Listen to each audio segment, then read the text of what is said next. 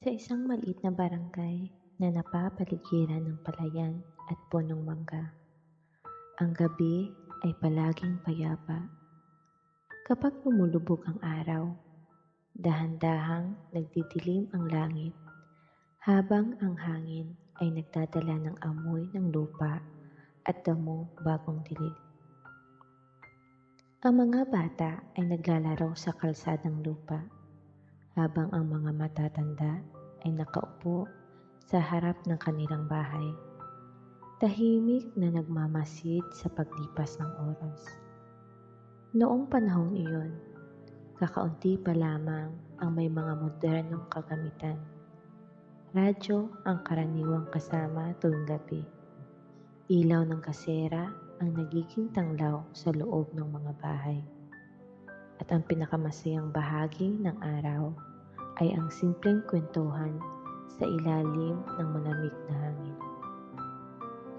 Isang hapon, may dumating na balita na agad kumalat sa buong barangay. May isang pamilya raw na nakabili ng telebisyon. Hindi ito pangkaraniwan noon. Para sa marami, tila ito ay isang mahiwagang kahon na may kakayahang magpakita ng ibang mundo. Pagdating ng unang gabi na ito'y binuksan, dahan-dahang naglakad ang mga tao papunta sa bahay na may telebisyon. Dalang banig ang ilan, may bitbit na suman o nilagang mais ang iba. Tahimik silang naupo sa sahig, magkakatabi, habang ang maliit na sanlan ay napuno ng mahinang bulungan at pananabik. Nang sumindi ang screen, nagliwanag ang mukha ng bawat isa. Ang simpleng silid ay naging parang isang maliit na sinehan sa gitna ng baryo. Sa bawat eksena na lumalabas, sabay-sabay ang pagkamangha ng mga mata. Ngunit higit pa sa palabas, ang tunay na saya ay ang presensya ng isa't isa. Tuwing gabi, naging tradisyon ang sabayang panonood. May mga batang inaantok sa kandungan ng magulang. May mga matatandang tahimik lang na nakangiti habang nakatingin sa gumagalaw na larawan. Sa labas ng bahay, maririnig ang huni ng kuliklik at ang mahinang ungkong ng hangin na dumaraan sa mga dahon ng saging.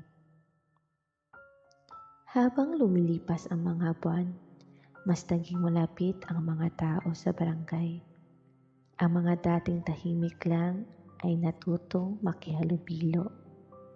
Ang mga matagal nang hindi nag-uusap ay muling nagkakamustuhan. Ang telebisyon ay naging dahilan para magtipon-tipon ang mga puso, hindi lamang ang mga mata. Ngunit tulad ng maraming bagay, nagbago rin ang panahon. Unti-unting dumami ang telebisyon sa iba't ibang bahay. Hindi na kailangan maglakad papunta sa iisang sala. Hindi na kailangan magsiksikan sa sahig. Nawala ang sabayang paghihintay at napalitan ng kanya-kanyang panunood. Isang gabi, may isang matandang naglakad sa lumang bahay kung saan unang sumindi ang telebisyon. Tahimik ang lugar. Wala ng banig na nakalatag. Wala ng mahinang tawanan. Tanging alaala na lamang ang natira. Alaala ng mga gabing puno ng pagkakaisa. Habang nakaupo siya sa labas, pinakikinggan niya ang hangin na parang nagdadala ng lumang kwento. Naalala niya ang mga batang minsang sabay-sabay na natutulog sa sahig matapos ang palabas. Naaalala niya ang simpleng saya na hindi kayang palitan ng kahit anong bagong teknolohiya. Dahan-dahan, lumamig ang gabi. Ang buwan ay umakyat sa gitna ng langit, nagbibigay ng malambot na liwanag sa buong barangay. Sa katahimikan, Naramdaman niya ang tunay na yaman ay hindi ang telebisyon, kundi ang gabing magkasama ang mga tao, nagbabahagi ng oras at alaala. At habang ang hangin ay patuloy na umiihip, ang mga alaala ng unang telebisyon sa barangay ay nanatiling buhay, tahimik, payapa, at puno ng init ng pagsasama. Unti-unting lumalalim ang gabi. Ang mga ilaw sa mga bahay ay isa-isang namatay. Ang mga kuliglig ay nagpatuloy sa kanilang awit. At sa gitna ng katahimikan, ang barangay ay muling natulog. Dala ang mga alaala ng panahon, ang isang simpleng telebisyon ay naging dahilan upang maglapit ang maraming puso.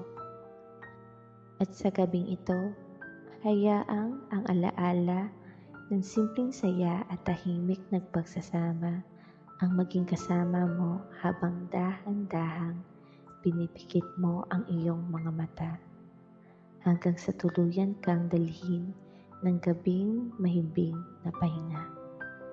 Maraming salamat sa inyong pakikinig muli sa ating kwento ngayong gabi.